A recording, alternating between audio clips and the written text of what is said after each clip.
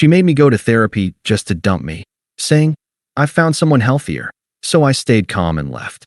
Now her affair partner turned out to be a nightmare. Hey viewers, before we move on to the video, please make sure to subscribe to the channel and hit the like button if you want to see more stories like this. Thanks. I've always been the kind of guy who believes in putting in the work for a relationship. My parents modeled that for me. They didn't always agree, but they stuck things out, communicated, and tried to build each other up.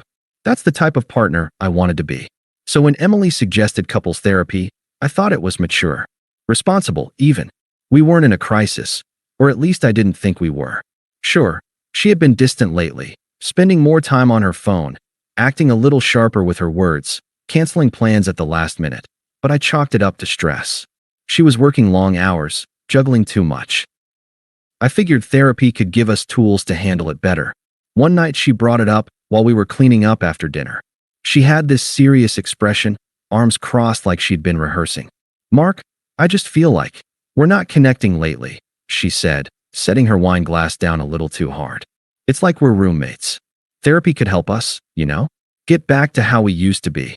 I rinsed the dishes and glanced at her. "Roommates? I didn't realize you felt that way. I thought we were okay."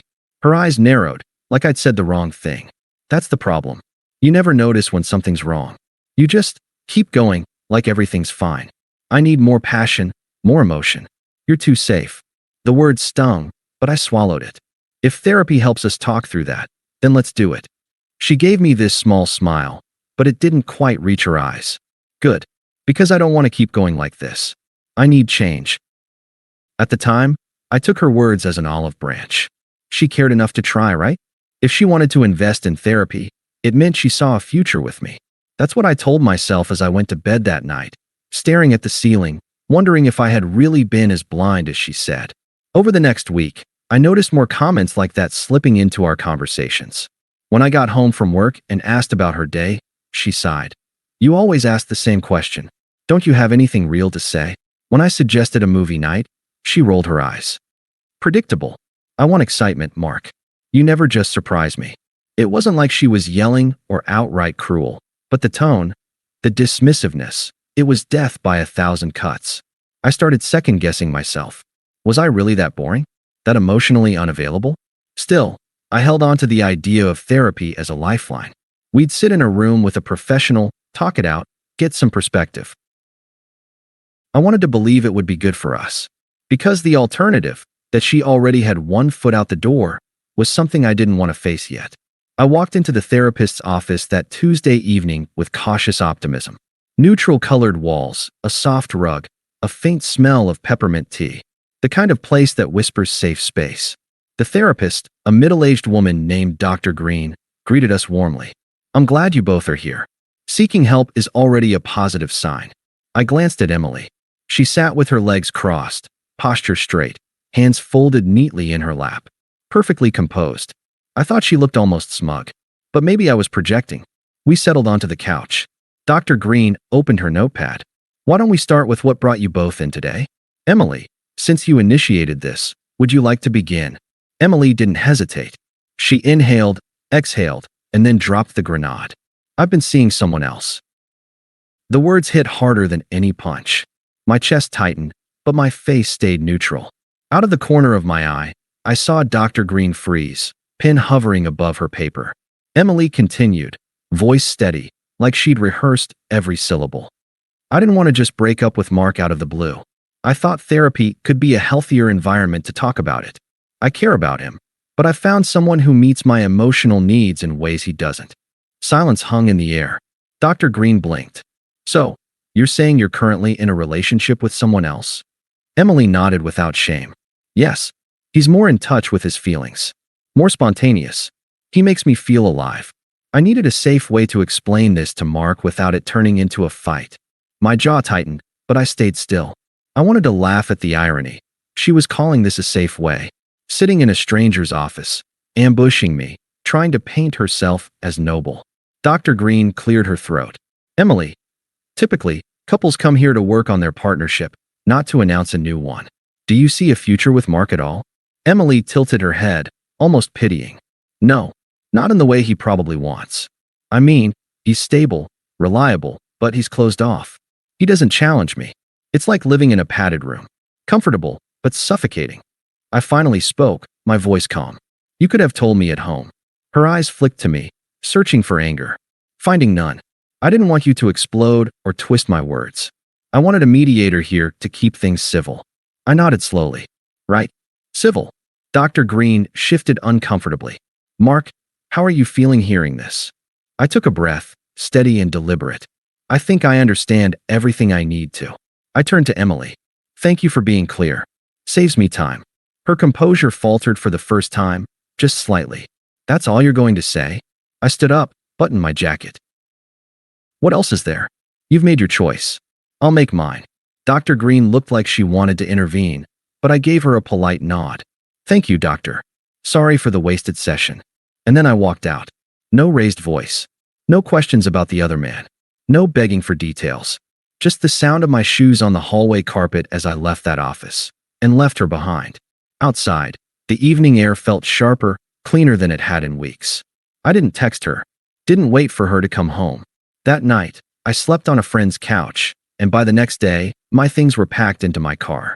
She had staged her little performance. But she didn't get the reaction she wanted. And for the first time in weeks, I felt like I was the one in control. I didn't go back to the apartment after that session. Not that night. Not ever. Instead, I drove straight to my friend Daniel's place. He didn't even ask questions when I showed up with a duffel bag, just handed me a beer and cleared off the couch. Later, when I told him what happened, he just shook his head. She used therapy to dump you? That's cold, man. Cold was an understatement. It wasn't just the betrayal. It was the way she choreographed it. Like she'd wanted an audience, a script, a chance to make me the unfeeling robot while she played the brave truth-teller. I spent the next couple of days in a fog, running on autopilot. Packed my things during her work hours, left my keys on the counter, blocked her number. No fights. No messy scenes. Just gone. But silence has a way of echoing louder than words. Within a week, mutual friends started reaching out. Some gently, some not so much. Hey, Emily told us what happened. She said she tried to be honest with you in therapy because you don't handle conflict well. Maybe give her some credit for that. Man, she just wanted clarity. At least she didn't string you along, right? One even said, you're kind of proving her point by just disappearing. It's like you shut down instead of dealing with stuff. I bit my tongue every time. They only knew her version. The curated narrative where she was the brave woman choosing honesty, and I was the stoic block of wood who couldn't keep up. The truth, that she'd been sleeping with someone else for God knows how long, and used a therapy session as a stage to justify it, didn't make it into her story. But I didn't correct them. I didn't campaign for sympathy. I just nodded, said, I hear you, and went back to my own life. At night, lying on Daniel's couch, I'd replay her words in my head. Stable, reliable, closed off, suffocating. She'd twisted my loyalty into a flaw, my steadiness into a prison. Part of me wanted to rage, to text her and demand answers. But every time I picked up my phone, I pictured her smirk in that office, the satisfaction of seeing me unravel. And I refused to give her that. So I stayed quiet, dignified, detached. Because if she thought stability was boring, then silence would be unbearable. Months passed. By then I'd gotten my own apartment. Nothing flashy, just a clean, quiet place with a balcony where I could drink coffee in the mornings without someone nitpicking my every habit. Life settled into something steady again. Work, gym, weekends with friends. Simple, but mine. Emily, she didn't stay silent for long. The first ripple came through social media. Mutual friends who had once defended her suddenly started dropping little hints. A picture of her looking a little too tipsy. A post about new beginnings, with no mention of who the new beginning was with. Then whispers, her new guy. Yeah, he's kind of a train wreck. I didn't ask. I didn't need details. But they came anyway. Turns out her passionate, spontaneous boyfriend was also broke, erratic, and had a bad habit of disappearing for days. The same spontaneity she'd found so thrilling in the beginning turned out to mean he couldn't hold down a job, couldn't pay rent, couldn't even keep his promises. One mutual friend slipped up and told me she'd confided that he wasn't who she thought he was. No kidding. Meanwhile, the therapist she had dragged me into? I kept going. Not with Emily, obviously. Just on my own. And here's the irony. The guy she tried to paint as emotionally stunted, I was the one actually doing the work. Sitting in that chair week after week, unlearning old habits, figuring out what I wanted from life instead of just being the safe option for someone else. While she was unraveling, I was building. The final twist came almost a year later. A buddy of mine ran into her at a coffee shop. She was alone, looked exhausted, and asked about me. Specifically, is he seeing anyone? Does he talk about me? My friend just shrugged and changed the subject. But he told me later with this grin. Man, she looked like she regretted everything. I didn't gloat. I didn't need to. Because by then, her opinion didn't matter. She'd chosen her chaos, and I'd chosen my peace. Funny thing is, stability looks a lot sexier when you've been burned by someone who thinks instability is exciting. And Emily? Well, she learned that the hard way. It's funny how much life opens up when you cut dead weight. After Emily, I threw myself into routine, not to numb myself, but to rebuild. Therapy became my anchor. 3 sessions a month, no excuses. At first, it felt weird sitting there without her, but slowly it shifted from patching wounds to building something new. I started running again. Signed up for a half marathon just to have a goal. Training became addictive. The miles cleared my head in a way nothing else did.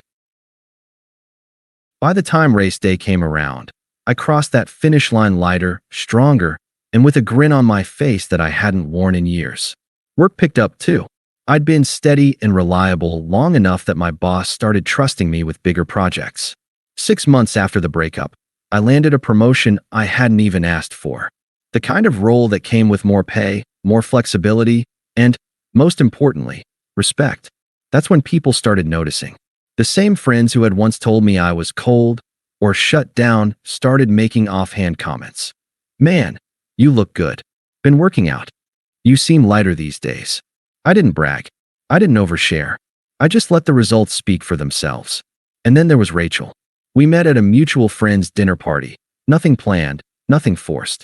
She laughed at my dry jokes, asked real questions instead of fishing for validation, and actually listened. No games. No comparisons. Just 2 people enjoying each other's company. We started seeing each other slowly. Hiking on weekends, cooking dinners together, late-night conversations that didn't feel like interrogations. She never once made me feel like my calm was a flaw. In fact, she said it was the thing she valued most. Being with you feels safe, she admitted one night. Not boring. Safe. Like I can breathe. That hit me hard. Because that was exactly what Emily used to call suffocating. The contrast was blinding. I wasn't the problem. I never had been. I'd just been with someone who didn't appreciate what I offered. With Rachel, stability wasn't a prison. It was the foundation for trust, growth, and, dare I say it, real passion. And while I built something healthy, Emily was busy dealing with the fallout of her choices. I didn't hear details, but every so often her name would pop up in conversation, followed by the same word. Mess. I didn't chase updates. I didn't need to. Because for the first time in a long time, my life was moving forward, and hers was stuck in reverse. It started small. A text on a random Tuesday. Emily, hey, just wondering how you've been. It's been a while. I ignored it. 2 days later. Emily, I heard you got promoted. Congrats. You always were so driven. Still ignored. Then came the phone calls. Unknown number. Blocked. Then emails.